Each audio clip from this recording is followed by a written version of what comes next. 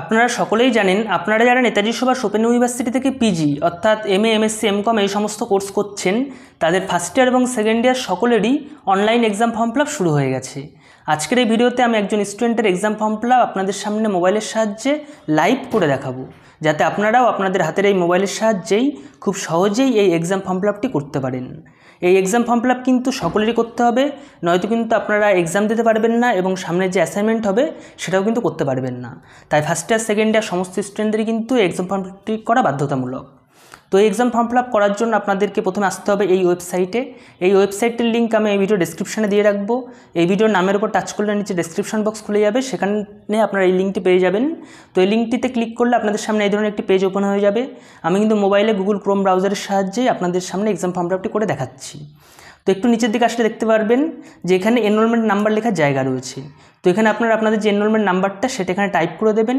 তারপর এখানে date of birth লেখার জায়গা রয়েছে, তো আপনাদের ডেট অফ বার্থটিও কিন্তু এখান থেকে সিলেক্ট করে দেবেন। তো দেখুন এরকম ক্যালেন্ডার চলে আসবে, তো আপনাদের যে ডেট অফ বার্থ সেটা কিন্তু এখান থেকে সিলেক্ট করে দেবেন। তো তারপর দেখবেন এনরোলমেন্ট নাম্বার এবং ডেট অফ বার্থ দিলে নিচে আপনাদের যে স্টুডেন্ট, সেই স্টুডেন্টের নামটি দেখবেন এখানে চলে এসছে। তো আসার পর আপনারা নিচে এখানে সাবমিট বাটনে টাচ করবেন। তো সাবমিট বাটনে টাচ করার পর আপনাদের সামনে দেখবেন আরও একটি পেজ খুলে যাবে। এখানে প্রথমে আপনাদের ছবি, আপনাদের সিগনেচার দেওয়া থাকবে, তারপর এখানে একটি ডিক্লারেশান থাকবে এবং তারপর নিচে দেখবেন আপনাদের যে ডিটেলসগুলো, অর্থাৎ কোন বিষয়ে আপনারা অনার্স নিয়েছেন, স্টেট সেন্টারের নাম, এনরোলমেন্ট নাম্বার, ঠিক আছে, আপনার গার্জিয়ানসের নেম, এই সব কিছু কিন্তু দেওয়া থাকবে, ডেট অফ বার্থ, ঠিক আছে। তো তারপর দেখবেন নিচে এখানে আপনাদের কোন কোন পেপারের জন্য আপনারা এলিজেবল সেই পেপারগুলো এখানে দেওয়া থাকবে।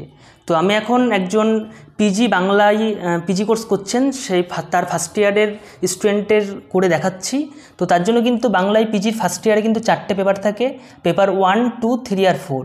তো এই 4টে পেপারই কিন্তু শো করছে।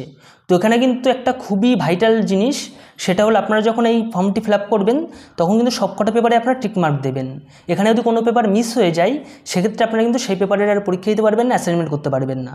তাই অবশ্যই আপনারা যদি সমস্ত ইয়ারটা পুরো ফুল ইয়ার ক্লিয়ার করতে চান তো অবশ্যই এখানে যে কটা পেপার দেখাবে আপনাদের সবকটা পেপারে কিন্তু টিকমার্ক দেবেন, তাহলে আপনাদের সেই ইয়ারটা পুরোপুরিভাবে ক্লিয়ার হয়ে যাবে। তো এখানে ফার্স্ট ইয়ারদের 4টে পেপার দেখাচ্ছে বাংলা।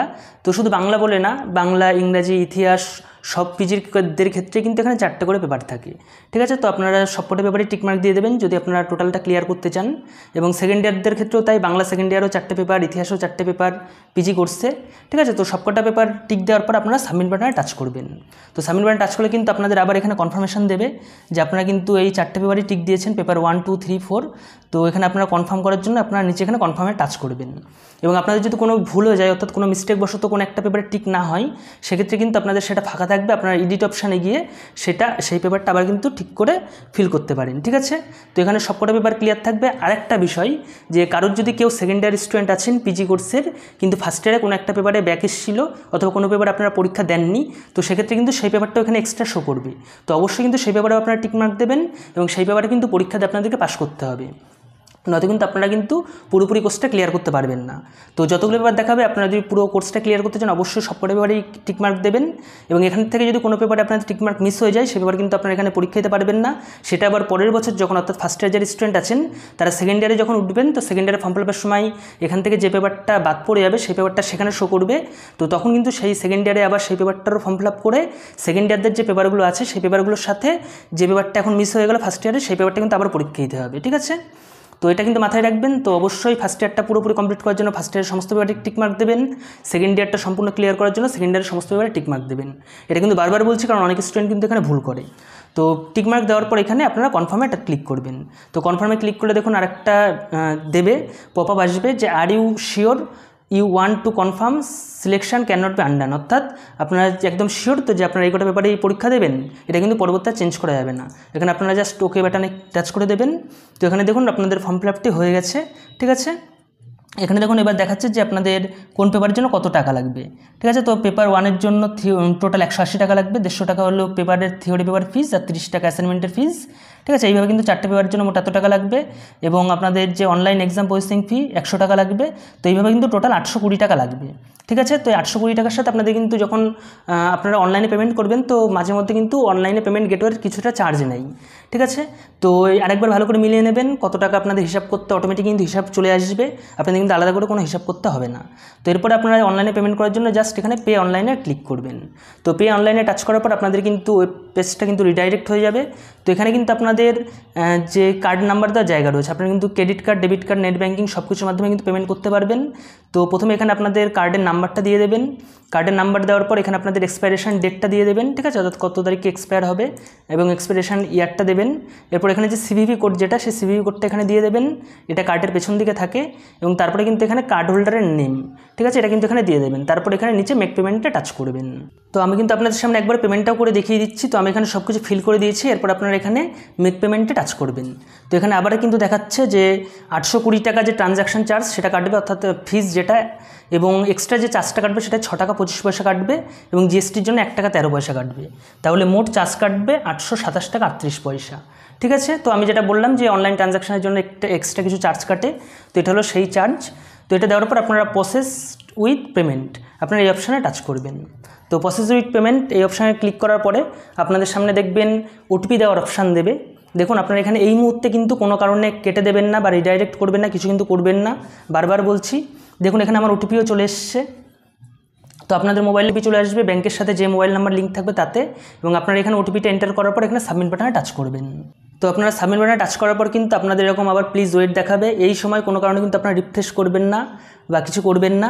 এবার দেখুন বলছে the information that you are about is submit not secure. তো আপনারা সেন্ড করবেন, ঠিক আছে। তো এখানে দেখুন ট্রানজ্যাকশন সাকসেসফুল হয়ে গেছে, এখানে আপনাদের সাকসেসফুল দেখিয়ে দিয়েছে এবং অনলাইন পেমেন্ট রিসিপ্ট কিন্তু এখানে দেওয়া থাকবে।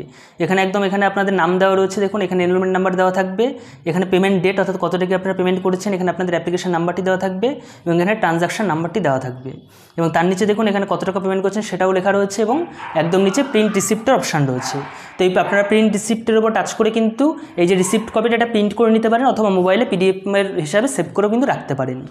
তো এই হয়ে গেলো আপনাদের টোটাল যে এক্সাম ফর্ম ফিল আপটা। তো এইটুকু করলে কিন্তু আপনাদের exam form fill up complete হয়ে গেল। আপনাদের কিন্তু এই রিসিপ্টটি নিয়ে গিয়ে কোথাও জমা দিতে হবে না, এটা কিন্তু বারবার বলা হচ্ছে। এটা আপনাদের কাছে যত্ন করে রেখে দেবেন, পরবর্তীকালে যখন আপনাদের অ্যাসাইনমেন্ট হবে তখন কোনো কারণে যদি আপনাদের অ্যাসাইনমেন্ট সাবমিশন করতে না দেয় অথবা যখন এক্সাম হবে তখন এক্সামের অ্যাডমিট কার্ড তুলতে না দেয়, তো তখন কিন্তু আপনাদের এই রিসিপ্টটা কিন্তু কাজে লাগবে, কারণ এই রিসিপ্টটা কিন্তু হেড অফিসে নিয়ে যেতে হবে। এবং এর সাথে আরও দু একটা কথা বলে রাখি, এই এক্সাম ফর্ম ফিল আপ করা সংক্রান্ত যে এক্সাম ফর্ম ফিল আপ করার সময় কিন্তু অনেকে টাকা কেটে নেবে অথচ কিন্তু আপনাদের পেমেন্ট সাকসেসফুল হবে না। তো সেক্ষেত্রে আপনারা কী করবেন, কারণ এই কদিন আগে যে বিটিপি স্টুডেন্টটা ছিল সেই বিটিপি স্টুডেন্টদেরও কিন্তু ঠিক এইরকম সমস্যা অনেকেরই হয়েছে। অনেকেই আমার কাছে মেসেজ করেছে, ফোন করেছে যে দাদা আমার এরকম সমস্যা হয়েছে, তো কী করব।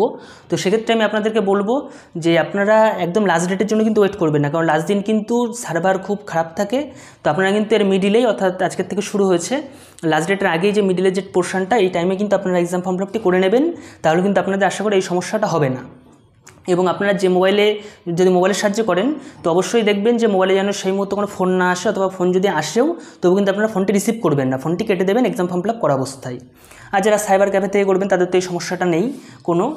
আর যদি কোনো কারণে বাই চান্স কেটেও নাই, তো আপনার যে ট্রানজ্যাকশন আইডি, দেখুন এখানে ট্রানজ্যাকশন নাম্বার যেটা রয়েছে এই আইডিটা কিন্তু অবশ্যই আপনারা নোট করে খাতায় মাস্ট লিখে রাখবেনই, ঠিক আছে। কারণ পরবর্তীতে আপনাদের যখন রিফান্ডের যখন প্রয়োজন হবে তখন মেল করতে হয় হেড অফিসে, তো তখন কিন্তু এই ট্রানজ্যাকশন আইডিটা কিন্তু লাগবেই, ঠিক আছে।